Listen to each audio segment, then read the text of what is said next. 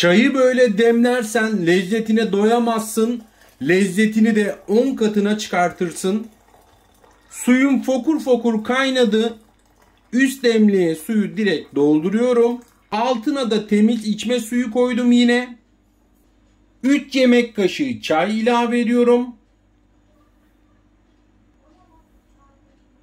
Ocağımı en kısık ateşe aldım. 10 dakika bu şekilde bekliyorum.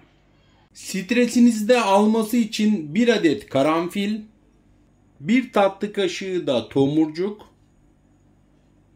Kısık ateşte yavaş yavaş demlenmesini bekleyeceğiz.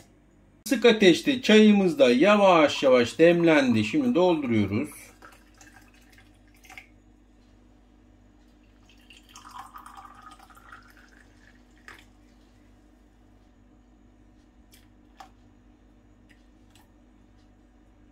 Nefis çayımız hazır. İçtiğiniz anda sizi dinlendirecek. Yumuşak içimli. Deneyenlere de afiyet olsun. Deneyenlerden de yorum bekliyorum. Ailemize katılın.